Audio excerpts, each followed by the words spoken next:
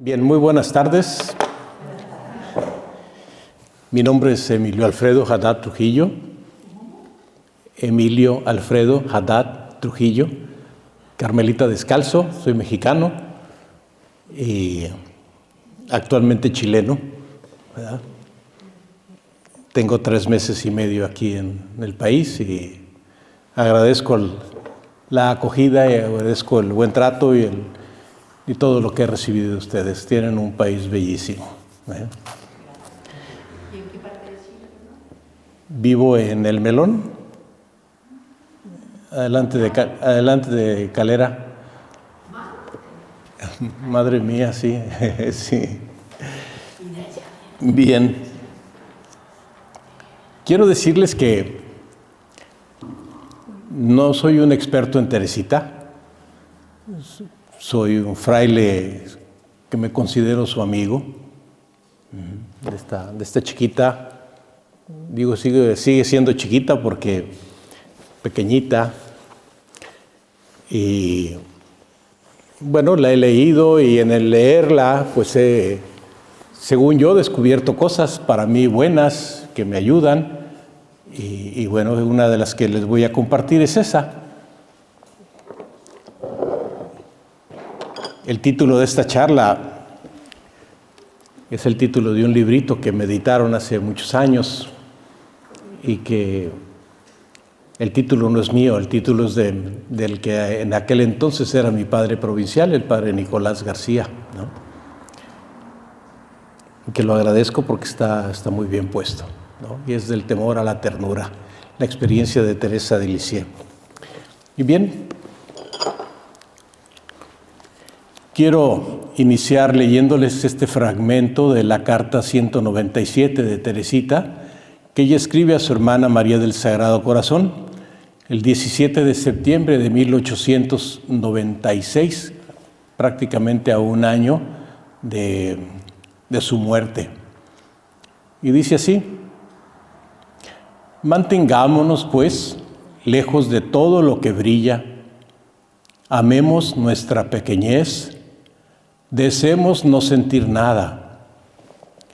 Entonces seremos pobres de espíritu y Jesús irá a buscarnos por lejos que nos encontremos y nos transformará en llamas de amor. Ay, cómo quisiera hacerte comprender lo que yo siento. La confianza, y nada más que la confianza, puede conducirnos al amor. El temor no conduce a la justicia.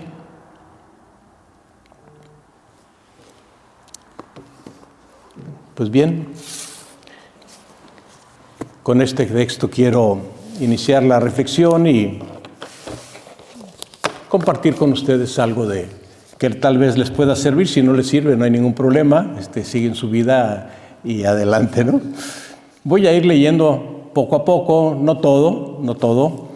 Voy a ir leyendo y voy a ir comentando algunas cosas y esperemos les pueda ayudar, ¿no? Bien, del temor a la ternura, esta frase es la expresión del proceso del itinerario espiritual de Teresa del Niño Jesús.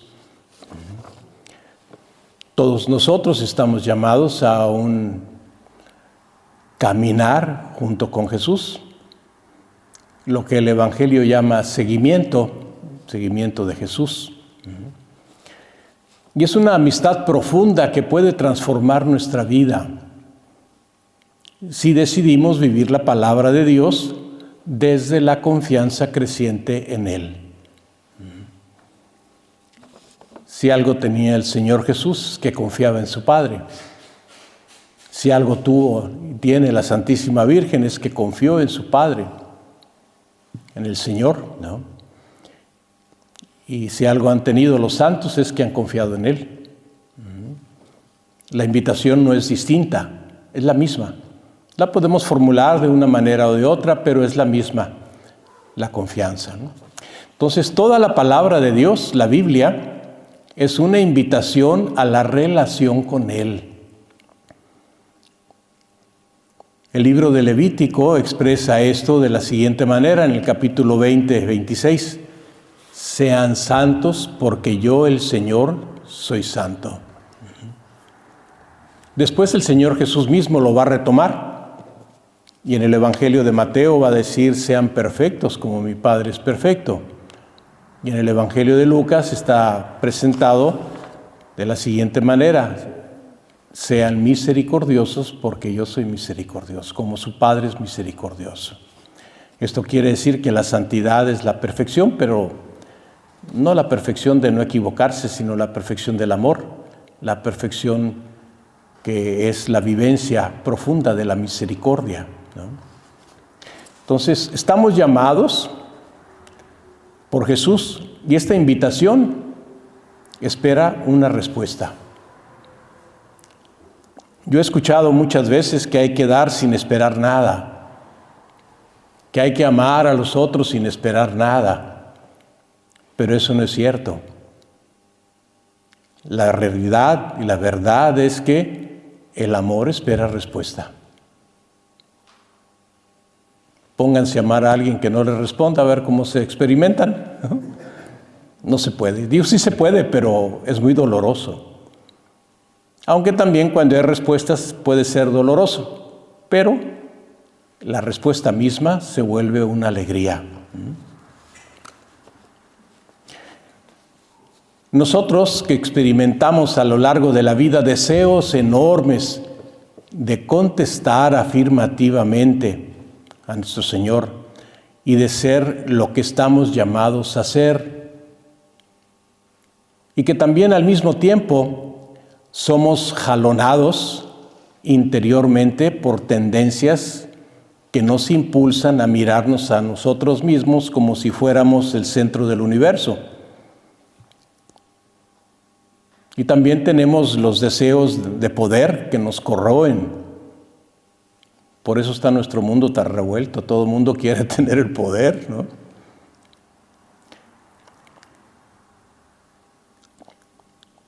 También donde el temor de no ser, de no experimentar la mirada de los otros, de no tener la aceptación de los demás, o también la experiencia de la propia miseria, los esfuerzos por salir de donde estamos atascados y no poder. Y todo esto está funcionando en nosotros. Por eso dice Pablo que hace lo que no quiere y lo que quiere no lo hace. Y es la experiencia de todo ser humano. Así no la pasamos años. Ansiamos, pues, también la ternura de una forma indescriptible y la suplantamos con placer de nosotros mismos, haciendo nuestra propia voluntad y llegando en muchas ocasiones a ser caprichosos, ¿no? Y caiga quien caiga.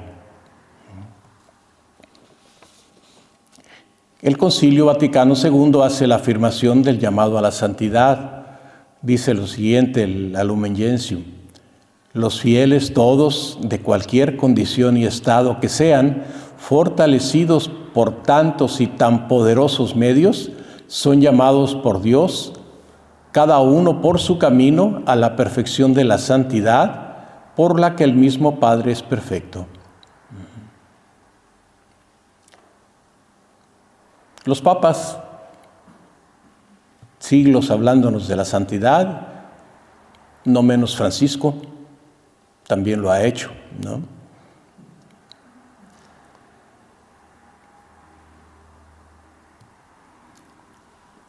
¿Cómo te vives? ¿Qué experimentas, no? Yo me pregunto, ¿qué es lo que nos sucede? ¿Qué pasa con nosotros? Y probablemente que no hemos comprendido el llamado y no nos hemos atrevido a confiar en el único capaz de conducirnos hasta la meta final de ello, de la santidad, de lo que hemos de ser, a lo que estamos llamados y para lo que fuimos hechos. Traemos el miedo en nuestra naturaleza. Y el miedo en la naturaleza es una alerta. ¿Para qué? Para nuestro bien. Para nuestro bien. Avisos para protegernos y cuidar la existencia y cuidarnos del mal. Sin embargo, como lo podemos ver en el relato de la desobediencia de nuestros primeros padres, Adán y Eva, al caer en la tentación de la serpiente, se nos transmite para nuestro conocimiento y para nuestro bien que uno de los primeros frutos de ese acto fue esconderse ante la presencia de Yahvé. Oyeron sus pasos que Yahvé bajaba para platicar con ellos por la tarde y Adán se esconde. Y con ello viene la vergüenza y la conciencia de la desnudez, ¿no? Entonces, debido al desorden provocado por el pecado, el miedo se torna muchas veces en contra nuestra, aunque no está pensado por Dios para eso. ¿Cómo funciona esto? Es que al dejarnos mover por el miedo en la relación con Dios y con los demás, nos afecta. Como si nuestro Señor fuera capaz de producirnos daño. Y la gente corre de la presencia de Dios. ¿Por qué? Porque no le conocemos. Lo vemos como amenaza de lo que Él mismo creó, sin caer en la cuenta de que nosotros mismos distorsionamos la creación. Porque por el pecado, dice San Juan de la Cruz, entendemos al revés y nos gozamos de lo que habríamos de avergonzarnos y nos dolemos de lo que hubiéramos de gozarnos. ¿Por qué? Porque no entendemos la distancia entre el bien y el mal. Por otra parte, la capacidad de ternura que tenemos la vemos como debilidad y también tratamos de evadirla, esconderla y de no ponerla por obra en nuestras relaciones, porque tenemos la idea equivocada, claro, de que nos deja vulnerables ante los demás. Y una persona nunca es tan fuerte cuando desde su pequeñez expresa su ternura. Y ahí tienen al Señor Jesús, que es la ternura de Dios misma.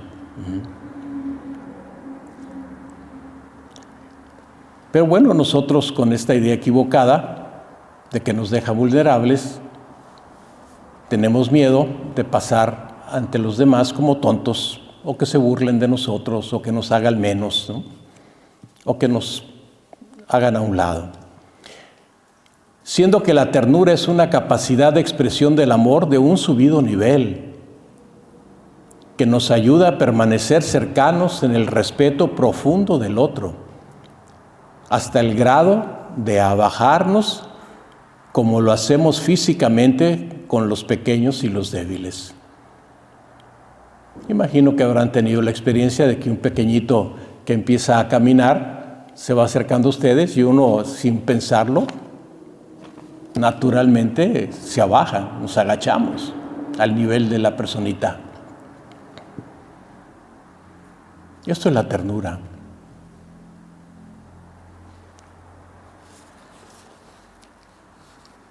Santa Teresita del Niño Jesús tiene mucho que regalarnos de su vida al respecto de esto, que nos puede dar luz para comprendernos y para decidirnos a abrir el corazón desde la libertad y la verdad. Narra ella en sus manuscritos una serie de expresiones que nos dejan ver los dos aspectos que estamos considerando, el temor y la ternura en su vida. Ahora se las comparto como conjuntas, pero ella las relata a lo largo de sus escritos y entremezcladas. Las he ordenado así para ayudarnos a ver el proceso de sanación que vivió y cómo fue conducida hasta una profundidad enorme en su relación con Dios y con los que la rodeaban. Así que a partir de aquí voy a enumerar, voy a mencionar, no muy lentamente, algunos de los temores de Teresa del Niño Jesús, sobre todo de la primera etapa de su vida, ¿no? Y bien, ustedes ya les han presentado a Teresita antes. Digo rápidamente así, tiene ella, también en sus escritos lo menciona, considerada su vida en 3 etapas. Desde el nacimiento hasta los 4 años y medio que muere su mami. Después, desde esa fecha hasta los 15 años cuando entra al convento, y finalmente la tercera etapa hasta el final de su vida, a los 24 años con 9 meses. Nace después de una hermana muerta y tiene problemas de alimentación por la enfermedad. La mamá ya no puede producir leche suficiente, tiene cáncer de mama. La entregan a nodrizas y está fuera de su casa 1 año y poco más. Primera separación, ¿no? Aparte de la enfermedad y aparte del sufrimiento, ¿no? Va a regresar a su casa, a los 4 años y medio muere su mamá. Después tomará a su hermana Paulina por mamá, porque Celina toma a María, la mayor, ¿no? Ella tiene 4 años y medio y Celina tiene 8 y medio. Un día se da cuenta de que Paulina, que le prometió irse al convento con ella, está platicando en su casa con la familia de que ya se va a ir al convento y ella no sabe. Y esto es un rompimiento impresionante para Teresa. Y va a anotar en sus escritos, y así lo pone la palabra, Dios me arrebató a Paulina. Claro, después entra María a la función de mamá y al rato María se va también al convento. Y es un rompimiento tras otro, ¿no? Entonces, Teresa está marcada por la experiencia de abandono. No porque la mamá la haya abandonado conscientemente, decir, ahí la dejo y me deshago de mi hija, ¿no? Me murió y punto. Pero quien lo vive y lo experimenta como un abandono.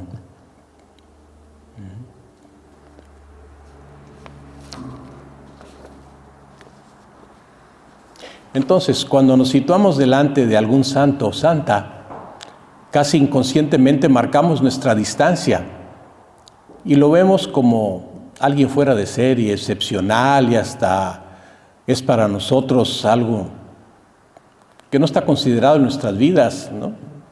Un ratón de sacristía, al menos así decimos en México, ¿no? Como alguien ajeno a nuestra vida y a nuestro tiempo. Y es paradójico que siendo cristianos nos vemos ajenos a la santidad. Contribuye, por un lado, a la presentación errónea de que ella se nos hizo de la santidad, ¿no? Y por otro lado, la mentalidad actual que deja de lado cualquier cosa que huela santo e iglesia como si fuera cosa de gente mayor, ¿no? O ignorante. Y hemos de caer en la cuenta que un santo o una santa no se nace así, se hacen. Todos nacemos con ese llamado y sí, hemos de dar respuesta. Y todas damos nuestra respuesta, aceptándola o negándola, ¿no? Pero es una respuesta en libertad para trabajar en unión con Dios y tener la experiencia de nuestros temores que finalmente nos desfiguran. Pero para superarlos.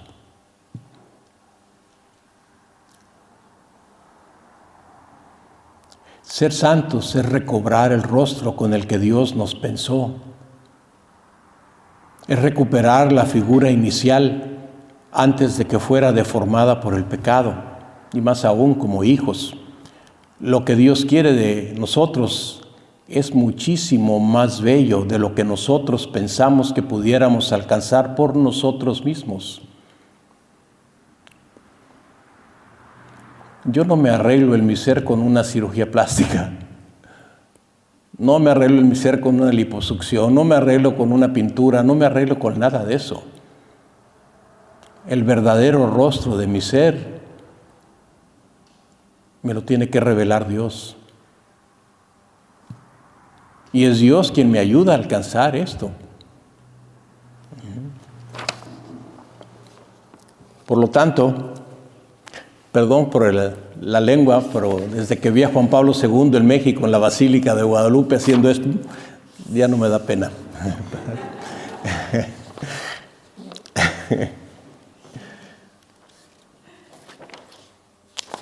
Bien.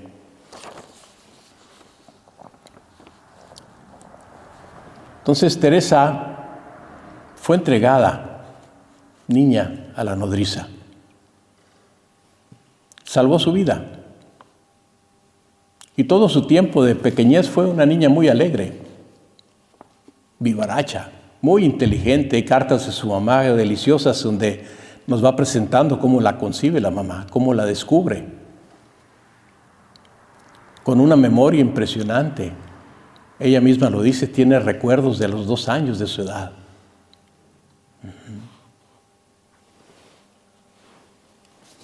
Y Teresa va a hablar de sí misma en sus escritos con una naturalidad pasmosa, una transparencia muy bonita. Sus caprichos, sus gritos, sus llantos, su irritabilidad, su amor propio, todos sus defectos. Hasta de llorar por haber llorado, ¿no? Pero es todo lo que una niña puede tener, ¿no? Lo admirable es la conciencia que tiene de estas cosas y su trabajo desde pequeña por moldearlo. Es impresionante. Dice un texto, esto no le agradaba a Teresita. ¿Por qué no le agradaba? Que su abuelita se quedaba algunas de las flores que ella llevaba, ¿no? Pero se guardaba muy bien de protestar, porque había adquirido la buena costumbre de no quejarse nunca, ni siquiera cuando le quitaban lo que era suyo o cuando le acusaban injustamente. ¿Tú te quejas? Yo también.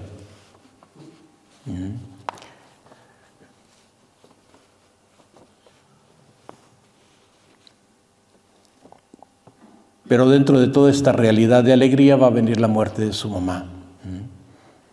Y la van a dejar sola en un momento dado, todo mundo ocupado, la dejan sola delante del féretro.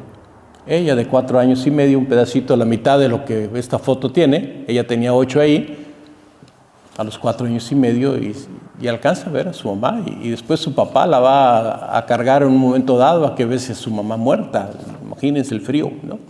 Un beso frío, no correspondido.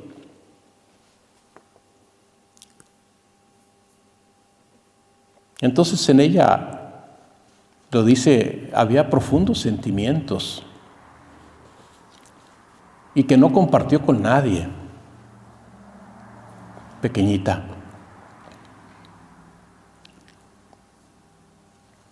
Esto dice porque se le permitía estar delante del ataúd. A nadie hablaba de los profundos sentimientos que me absorbían. Miraba y escuchaba en silencio. Una de las intenciones de presentar las cosas así como lo estoy haciendo, de los temores y del huéser con las ternuras, es para que ustedes, para que yo también, nos vayamos revisando qué cosas hay parecidas en tu vida, qué cosas has vivido semejantes, porque siguen funcionando y si no están conscientes, ahí están, ¿no?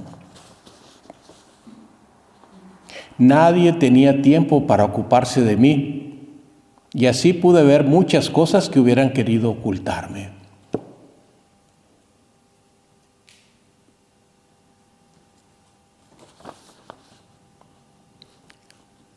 Cuando vio el ataúd, dice ella, me parecía grande, muy triste.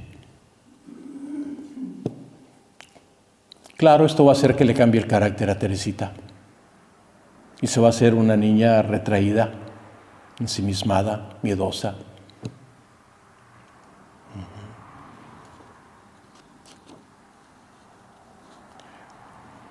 Es un verdadero golpe que le hará debatirse entre el temor y la inseguridad, la timidez y la extrema sensibilidad.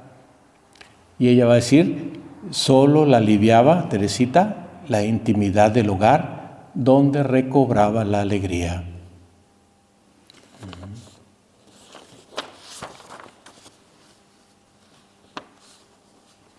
¿Cómo se experimentaba ella? Con necesidad de calor.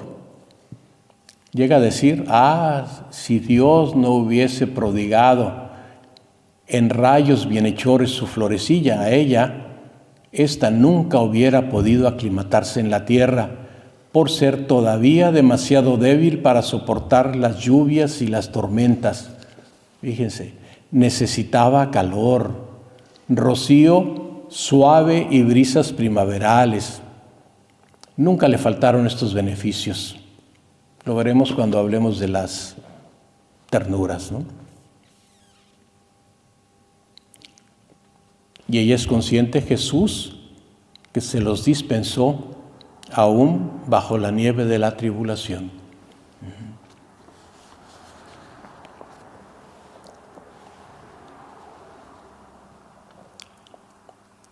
El espanto le vencía.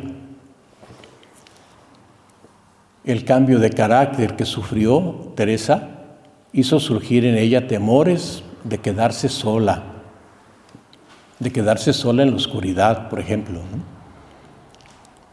Pero afortunadamente tuvo muy buen acompañamiento. Su hermana Paulina verdaderamente es para darle las gracias por lo que hizo con Teresita.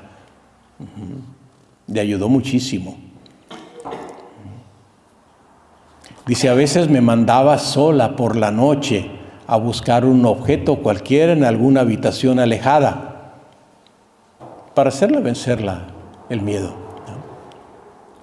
De no haber sido bien dirigida, dice, me habría vuelto muy miedosa, mientras que ahora difícilmente me asusto por nada. ¿Qué te provoca miedo a ti? ¿Con qué no puedes? ¿O con qué crees que no puedes, no?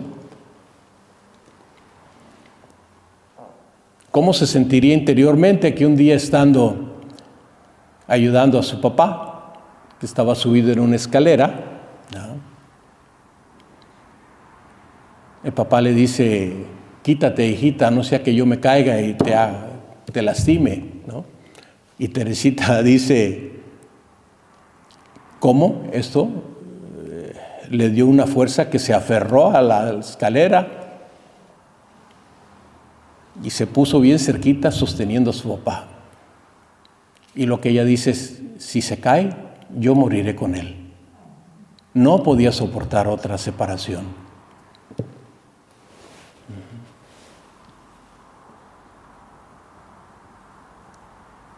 Tenía terror de que su papá se muriera.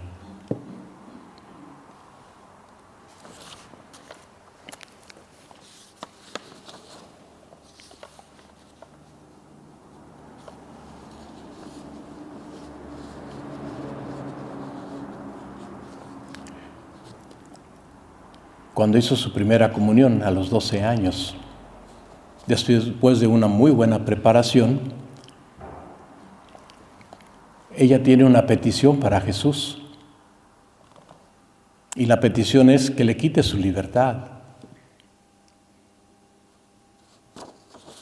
¿Por qué? Porque tenía miedo de sí misma. Tenía miedo de su libertad. A los 12 años.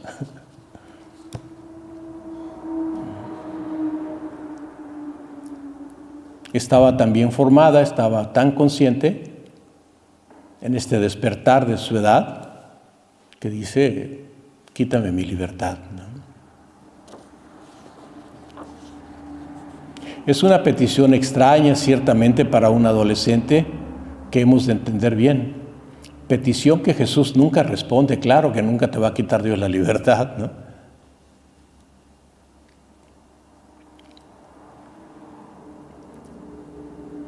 pero en el sentido de que la libertad puede orientarse correctamente al bien y al amor, sí. Y Teresa lo va a lograr, ¿no?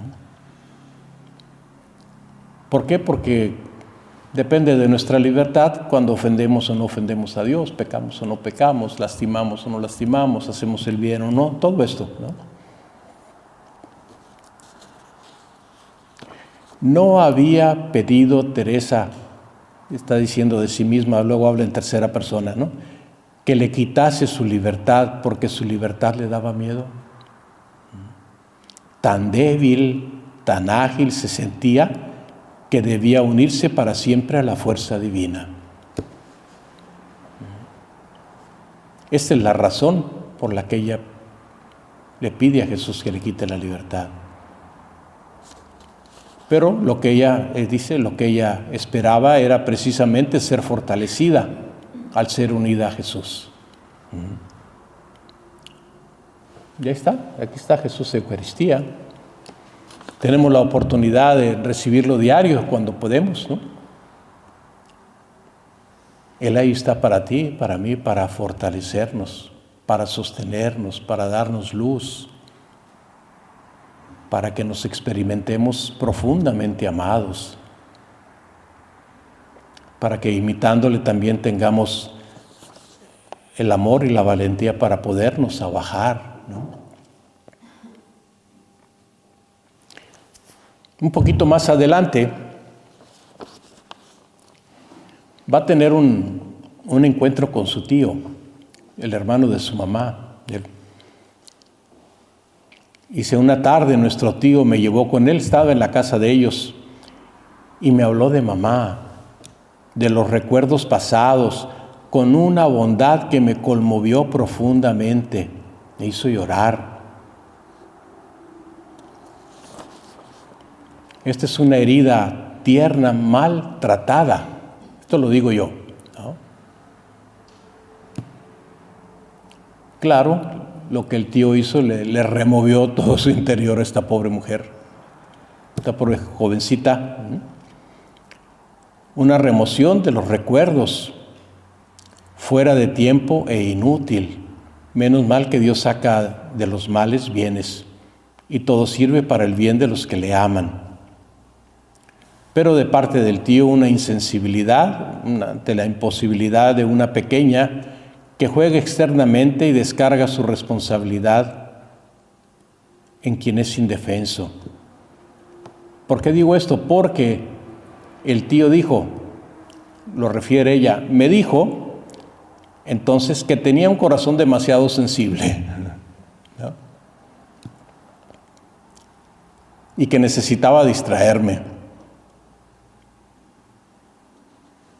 Y se pone de acuerdo con la tía para facilitarle pasatiempos, pero ya la había fracturado. Es un juicio ligero. Apenas Teresa había sufrido una segunda pérdida, igual de dura que la de su mamá, Paulina se había ido.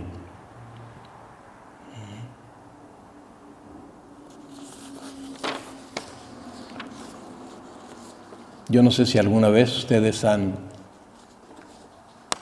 tratado insensiblemente a alguien, ¿no?, o que ustedes mismos hayan sido tratados insensiblemente. Y esto como duele. Destapar una herida de esa manera es muy duro.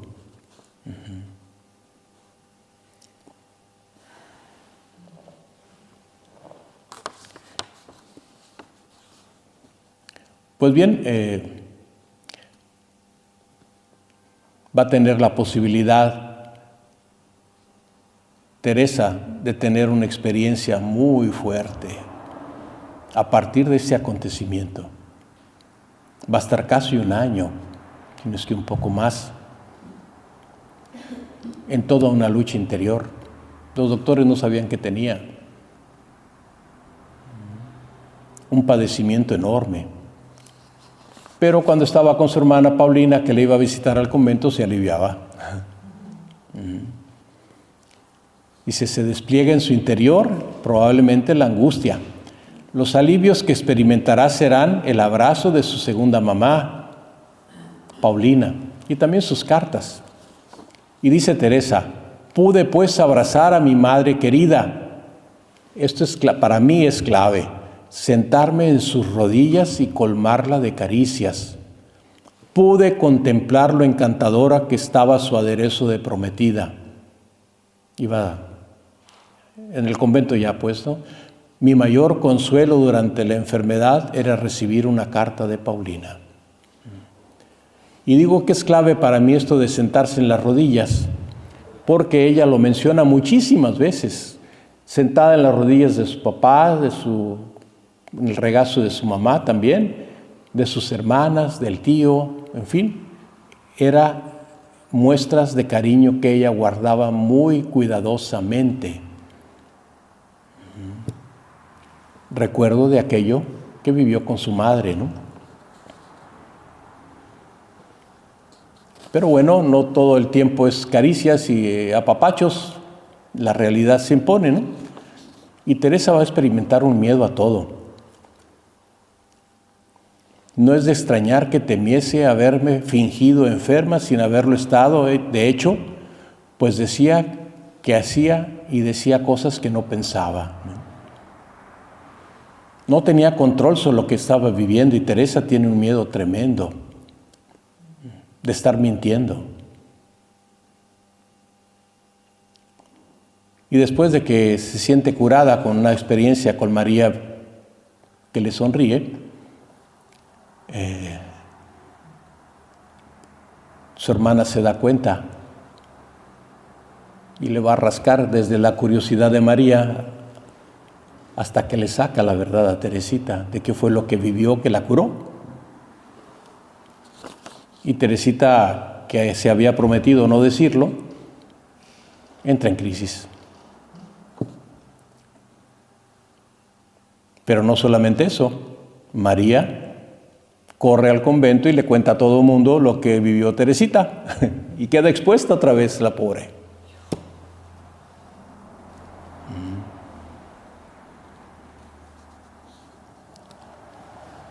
Teresita había estado y estaba urgida de saberse amada y sentirse amada por su madre. Y María la curó, sí, pero después viene otro golpe, la exponen, la evidencian, se siente traicionada finalmente, ¿no? Y ella va a tener una experiencia de sentir, oigan esto, horror de verse a sí misma.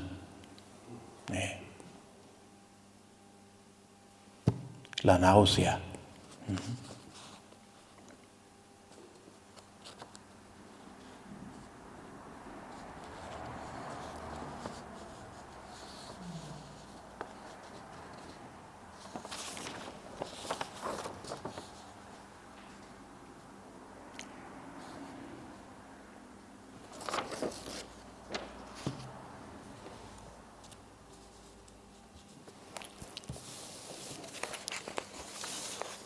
Voy a saltarme alguna cosa para terminar esto y contarles lo siguiente, ¿no? Un temorcito.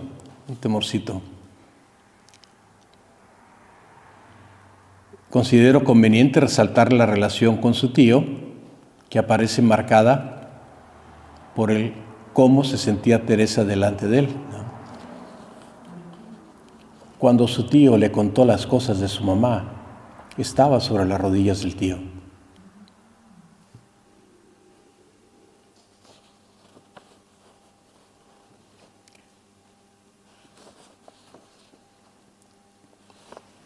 Y cuando va a hablar de su vocación con su papá, tiene miedo.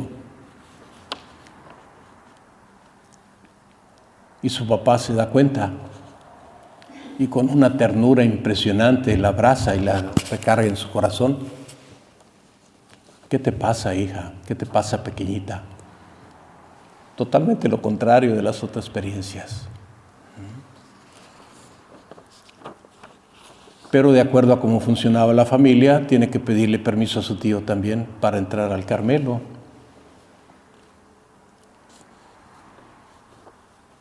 primero cercano en el relato dice, sentía mucho miedo cuando me ponía sobre sus rodillas, el tío. Con los demás no, con el tío. Y luego más adelante, cuando le va a confiar la vocación, dice, confié a nuestro tío, aunque temblando de miedo, la resolución que había tomado. Es una niña que enfrenta sus miedos. Una de las maneras de vencer los miedos es enfrentándolos, pero no es la única. Ya veremos cómo hay otras maneras, ¿no?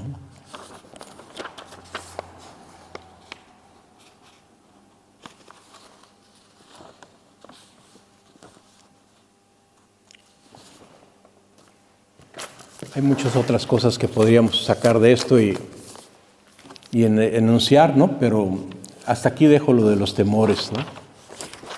Hasta aquí dejo lo de los temores y continuamos con las otras experiencias que son las de la ternura, entresacados también de sus textos, ¿no?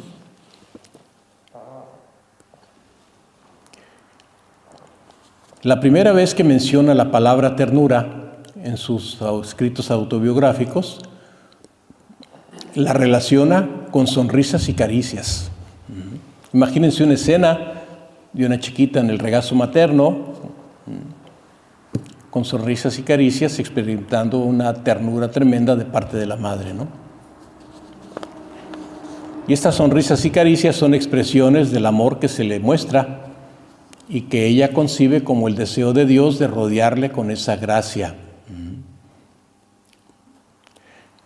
Y tengamos presente también nosotros hoy que este es el primer recuerdo que registra Teresita en sus escritos de niña.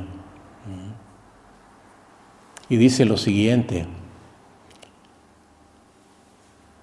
las sonrisas de papá y de mamá, dice, amaba mucho a papá y a mamá y les demostraba de mil maneras mi ternura, pues era muy expansiva. Teresa estará marcada por la vivencia de la ternura en su vida. Está tan acostumbrada a la ternura que la descubre en lo más pequeño del trato de su madre. Y llega a decir, qué delicado es el corazón de una madre, cómo manifiesta su ternura de mil cuidados previsores en los que nadie pensaría. Hay veces que de adolescente o en algún otro momento de la vida se enoja uno con papá o con mamá, ¿no? Y ese enojo, que puede perdurar, si no es bien orientado, puede opacar todo el resto de lo que papá y mamá han hecho con uno. Y solamente con los años empieza uno a ver, ¿no? A descubrir, pues es que mi mamá hacía esto y esto y esto y esto. Y son una serie de experiencias y mi papá hizo esto otro, ¿no? Y sería bueno que empieces a revisar qué expresiones de ternura puedes descubrir en tu relación con tu familia.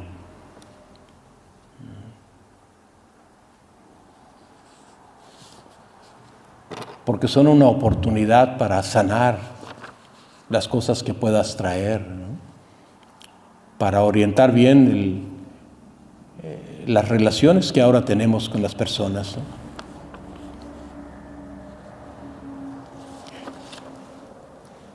Ya decíamos, a los 4 años y medio muere su mamá, tiene que renunciar obligadamente a las expresiones de ternura y entonces le cambiará el carácter y será considerada como la segunda y la más dolorosa etapa de su vida, la que viene. Pero bueno, murió la mamá, pero tiene un papá excepcional, ¿no? Afortunadamente pudo continuar recibiendo el amor paterno, si bien muy cercano, nunca igual que el materno. No se pueden comparar. No es lo mismo ser hombre que ser mujer, ¿no? Y podemos dar amor y sí, todos podemos muchas cosas, pero no de la misma forma. No de la misma forma. Yo lo he dicho y pues se los digo ahora. El día que murió mi madre, yo tenía 27 años. ¿No? La experiencia en que, como yo expreso la muerte de mi madre, es que hagan de cuenta que agarran una carne viva, un trozo de la carne viva y la desgarran. No solamente es el cordón umbilical, ¿no? Es la relación, ¿no? Es el amor que existe, es la vida misma transmitida, en fin, tantas cosas que hay, ¿no?, detrás de todo esto.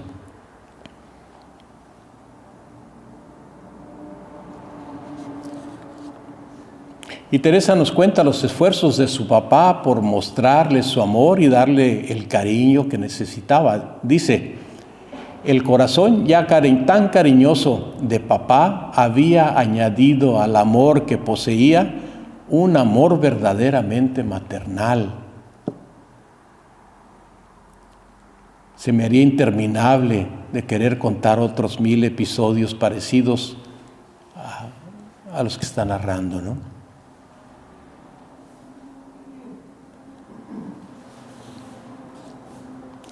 Esta afirmación de Teresa es una clave que nos puede ayudar a percibir la magnitud de su carencia, de la carencia materna y de la necesidad que todos tenemos de entrar en contacto con esa realidad, darle causa y permitir que Dios desborde su ternura en nosotros. Porque afortunadamente papá y mamá no son perfectos. Sería terrible, sería terrible. Si de por sí así quedamos afectados, si fueran perfectos sería una cosa inaguantable, ¿no?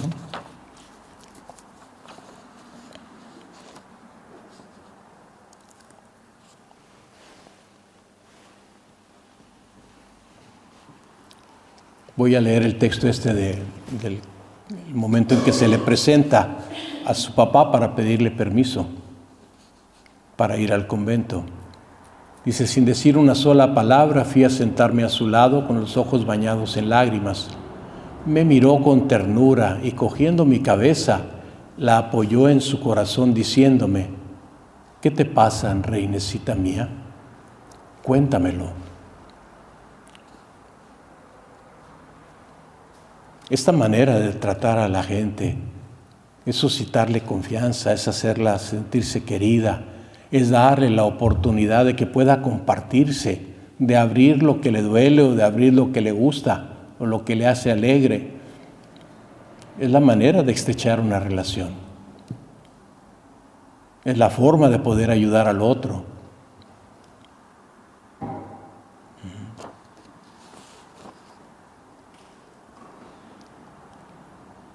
Cuando no estamos preparados para hacer esto, entonces podemos hacer daño, ¿no? Podemos intervenir de una manera muy brusca, como lo hizo el tío, ¿no? Que en vez de decir cuéntame, le empezó a contar y a recordar cosas que no tenía por qué recordar en el momento, ¿no?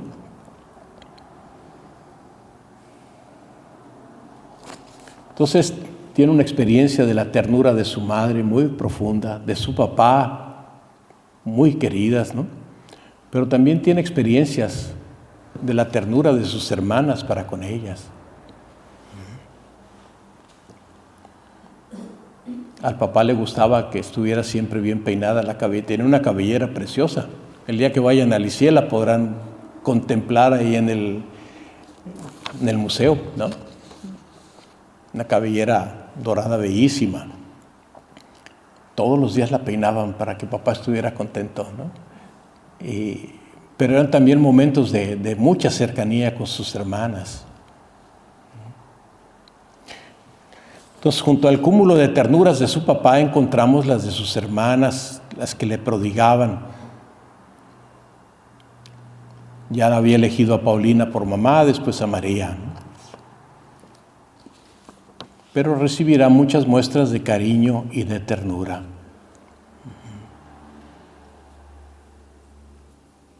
Con ellas se sentía a gusto, entre ellas se sentía protegida, pero cuando no, sufría. Dice, no podía soportar la compañía de personas extrañas y solo en la intimidad del hogar recobraba mi alegría. Y sin embargo, seguía rodeada de la más delicada ternura de parte de todos.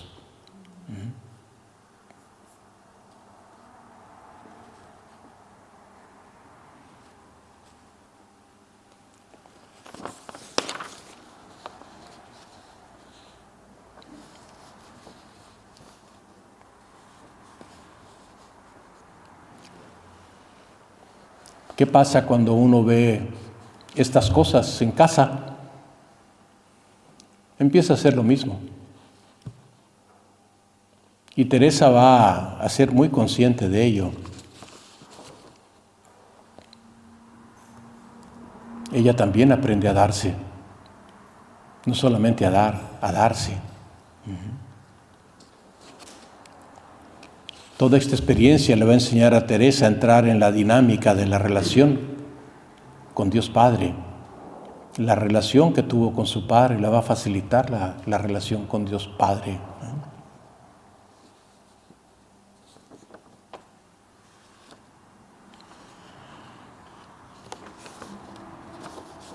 Dice lo siguiente Teresita en relación con esto. El Padre, sabiendo que en el camino de su Hijo hay una piedra, se anticipa apresuradamente y sin que nadie la vea, la retira. Ciertamente este hijo es objeto de tan preveniente ternura, ignorando la desgracia de la que su padre le ha preservado. Y por lo tanto no manifestará el agradecimiento y le amará menos que si estuviera curado por él. Pero si llega a conocer el peligro del que acaba de escapar, ¿no me le amará mucho más? Pues yo soy esta hija. Teresa del Niño Jesús es muy consciente de todo lo que la ha protegido Dios.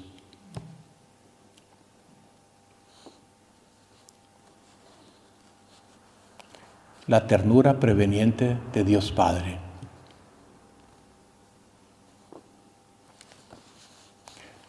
Teresa revela la manera de vencer el miedo.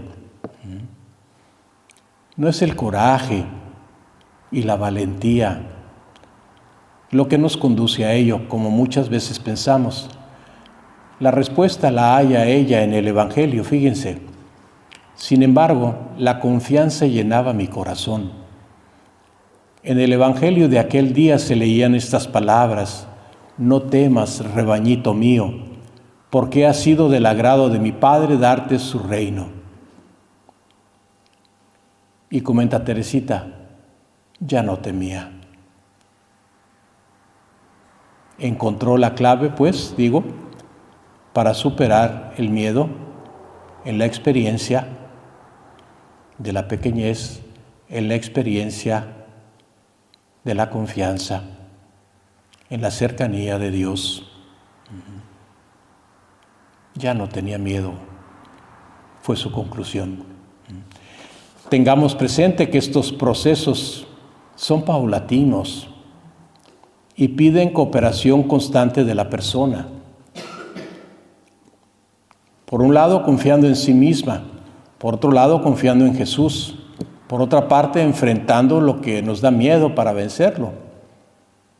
Al fin la victoria llega y la persona se encuentra libre, tan libre que parece imposible tener miedo. Y si regresan, se enfrentan los miedos y se vencen, ¿no?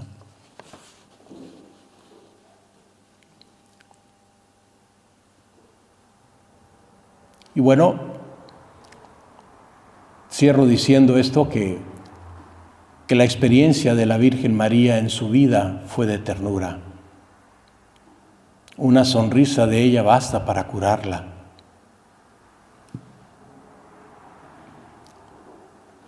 Dios es más tierno que una madre, y Teresa necesitaba la presencia de la mamá, y con una sonrisa de la Virgen quedó curada de aquella enfermedad que tuvo. María de Nazaret, con su ternura y sonrisa, le ayudará a descubrir las oleadas de ternura que brotan de Dios hacia todo el ser humano y que puede gozar aquel o aquella que le abre confiadamente el corazón. María siempre nos ayuda a descubrir la acción del Espíritu en nuestra vida. Y Dios, cuando nos toca, ojalá puedan leer a Juan de la Cruz alguna vez, nos toca tan tiernamente. No puede tocarnos de otra manera porque si no nos desbarataría, en buen sentido. Por eso cuando la llama de amor vive, dice la llama de amor viva, que tiernamente hieres. Y hermanos, hermanas, este mundo está necesitado, estamos necesitados de esta experiencia. Necesitamos conocer a Dios así, necesitamos hacerle a los otros también llegar un conocimiento y una experiencia de Dios así.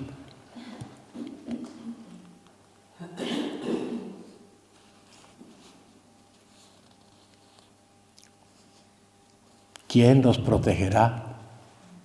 Únicamente Dios. ¿Quién nos salvará? Únicamente Dios. ¿Quién nos devolverá nuestro rostro original? Únicamente Dios. ¿Quién nos puede hacer entrar en comunión? Únicamente Dios.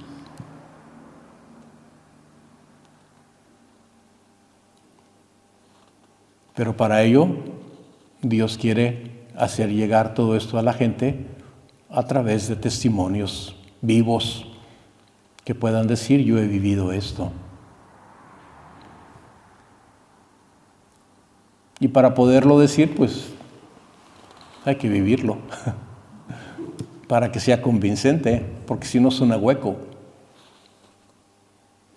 Y la gente lo reconoce inmediatamente.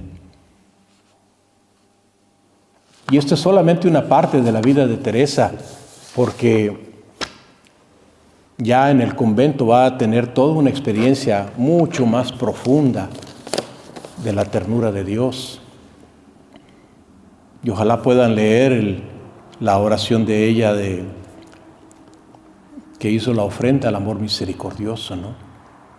Y le pide al Padre que derrame las oleadas de ternura que hay en su ser guardadas, esperando que alguien las reciba.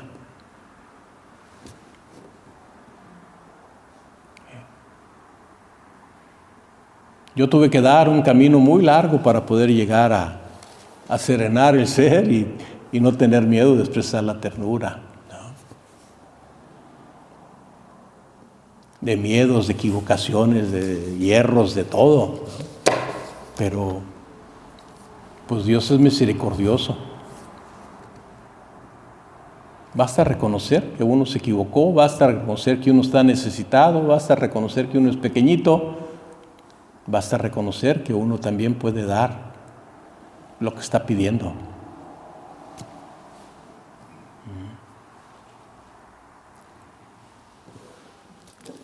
Yo siempre digo que esta niña, ¿para qué enseño la foto si aquí la tienen 3 imágenes, ¿no?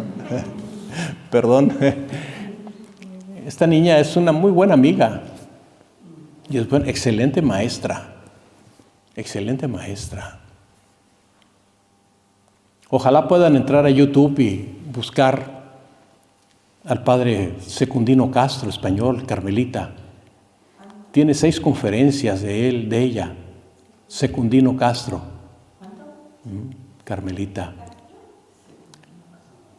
para que les dé una visión completa muy bonita, muy bonita.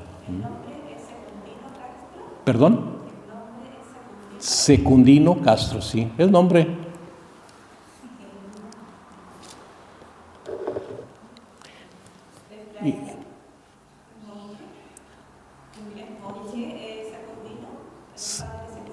Castro. ¿Qué religioso es? ¿Carmelita? Carmelita. Sí, es carmelita.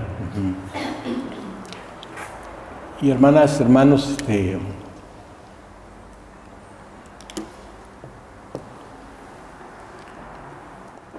la oración La oración nos ayuda a nosotros a descubrir nuestra indigencia.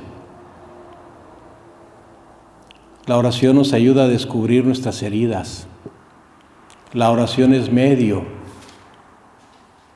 para que Dios pueda sanar nuestras heridas.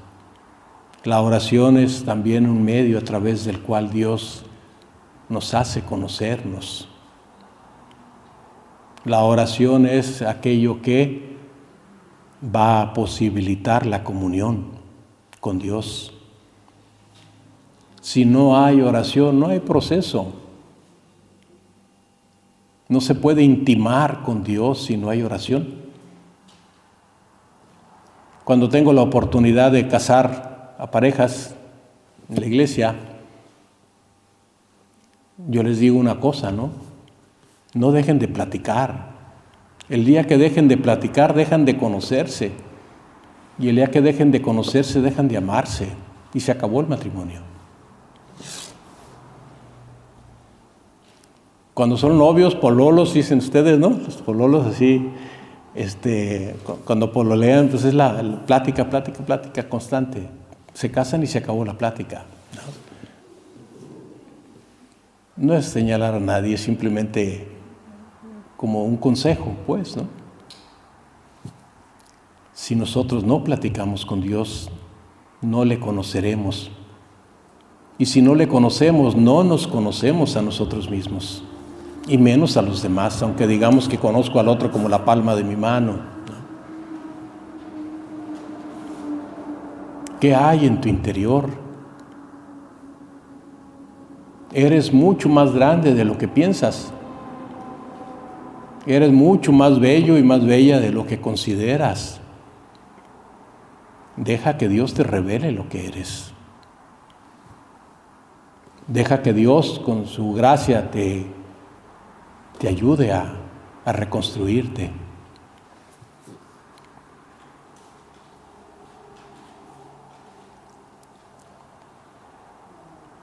Que haya adentro lo que haya, no importa. Lo que haya. Dios puede con todos, pero necesita la libertad de cada quien. La libertad de cada quien.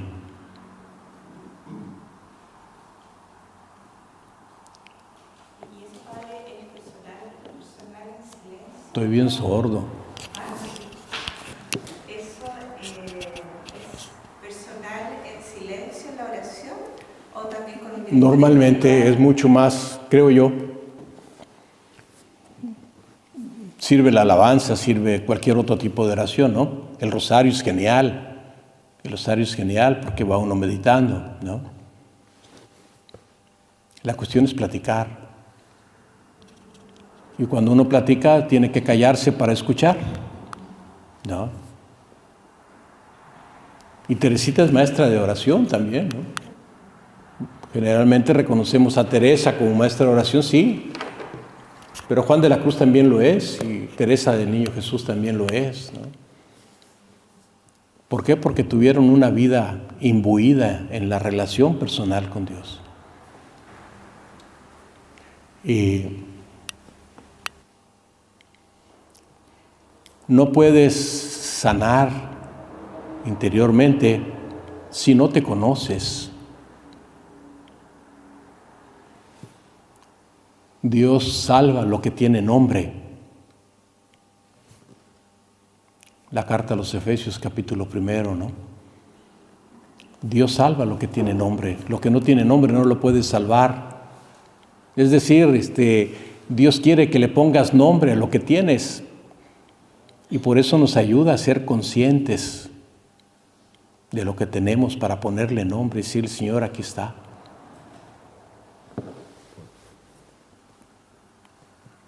Y Teresa fue lo que hizo. Véanla, léanla, por favor, y se van a dar cuenta de este proceso enorme realizado en 24 años. No. Pero realizado en 24 años este proceso enorme, ¿por qué? Porque ella comprendía alguna cosa y ponía manos a la obra. Comprendiendo y haciendo, algo que Teresa de Jesús también tenía. Y entonces esto hace que uno avance inmediatamente. Padre, ¿y cómo ella podía ver los avances que tenía? ¿Cómo qué? ¿Cómo podía ver ella los avances que tenía solamente en la relación de la oración? Me voy a mover, perdón, porque mi sordera es grande cada vez más.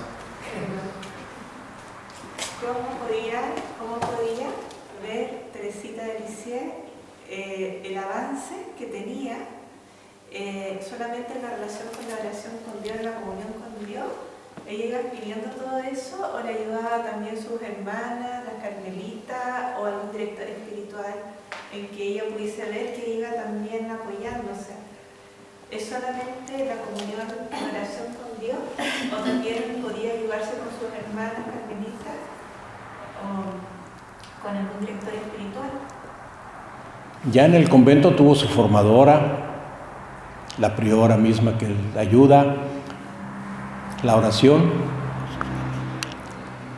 Tenía un director espiritual que solamente él escribía una vez al año, ya lo saben, ¿no? Padre Pichón. Pero sobre todo la oración y el Evangelio. El Evangelio es lo último, por lo tanto es lo primero. Si yo no conozco el Evangelio, no conozco a Jesús. Y siempre que conozco a Jesús, me conozco más yo. Entonces sí tuvo ayudas y leía, claro, estuvo muy leída ella, ¿no? En una época de su vida. De los 17 y 18, entre 17 y 18 años, ella llega a decir que San Juan de la Cruz fue su único alimento espiritual. Y es una hija excelente de Juan de la Cruz. Yo creo que pegó un brinco en el cielo el santo porque ¿verdad? Es una hija bellísima. Yo digo que lean a Teresita y después lean a Juan de la Cruz y lo van a entender más fácilmente, ¿no? Y porque es la práctica de lo que el santo dice, ¿no? Entonces, cuando uno busca, encuentra. Y la cuestión es buscar. Y cuando ella tuvo grandes preguntas que responderse, como su vocación dentro del Carmelo ya, ¿a dónde fue? A la Biblia. ¿Y cómo descubre que su vocación es el amor? La Biblia, ahí mismo. Cuando quiere encontrar el caminito más corto, ¿a dónde va? A la Biblia.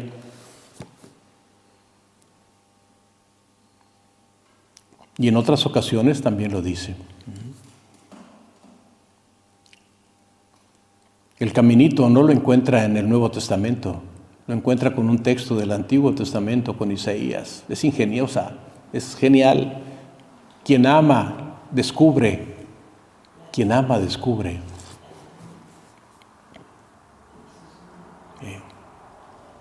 En fin, el ser consciente de los temores que hay en el interior, porque si hay temores también hay heridas, ¿no?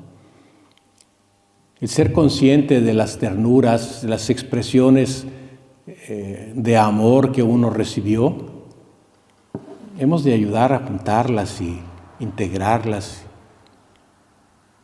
porque una ayuda a las otras.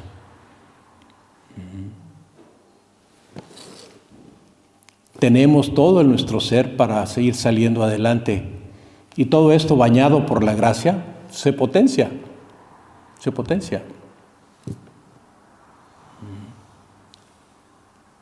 Entonces, dése la oportunidad de considerar qué hay dentro de ustedes. Porque si no lo hacen, como dice Teresa de Jesús en el libro de las moradas, ¿no? Quien no se conoce es una bestialidad. No sabe ni que tienen alma, ni cómo funcionan, ni qué. Si ustedes hacen consciente ahorita, así rápidamente, que ustedes, cada uno de ustedes y yo también, todos estamos de la piel para adentro nada más. Afuera no hay más, de aquí para allá no hay más mío, ni tuyo. Los sentidos nos ayudan a comunicarnos, pero mi ser está dentro. Tu ser está dentro. Voltea para adentro. Métete.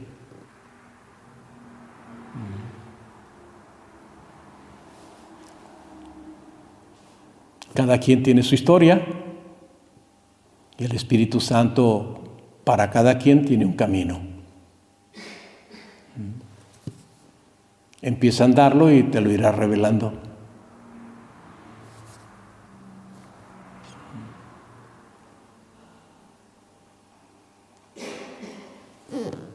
Yo con esto termino. Podría decirles cosas, pero con esto acabo, ¿no? Con esto acabo. Si ustedes tienen alguna pregunta que yo pueda no responder, pues ni modo, está bien, no importa. Pueden hacerla, ¿no? Y si no, buscamos quien nos ayude. ¿Preguntas? No. Bueno. Yo les agradezco su atención y les agradezco su presencia y le pido a Dios que no que les ilumine, sino que ustedes puedan ver la luz que Dios les da, ¿no? Y termino con este texto. Es de la carta al abad Bellier del 21 de junio del 97, a 3 meses de su muerte. Y dice lo siguiente: querido hermanito, desde que se me ha concedido a mí también comprender el amor del corazón de Jesús, le confieso que Él ha desterrado todo temor de mi corazón. El recuerdo de mis faltas me humilla y me lleva a no apoyarme nunca en mi propia fuerza, que no es más que debilidad. Pero sobre todo, ese recuerdo me habla de misericordia y de amor. Cuando uno arroja sus faltas con una confianza enteramente filial en la hoguera devoradora del amor, ¿cómo no va a ser consumidas para siempre?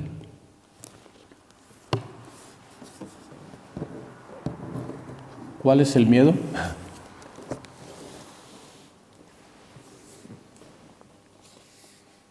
Como dijo Teresa de los Andes cuando la interrogó la comunidad en la película, cuando la reciben, que están para presentarle hasta el perro, ¿se acuerdan? Le preguntan, véanla, le pregunta la comunidad que cuál es su miedo. Y dice, no creo que ninguno.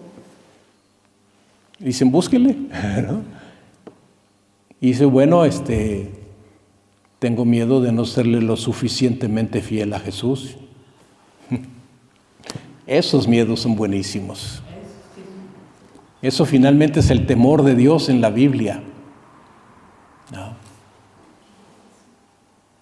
Pero es un temor de ofender, temor reverencial.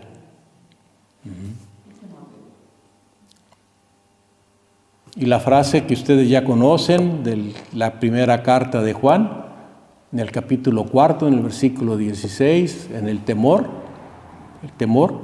amor echa fuera el temor. Amén. Y se verán libres.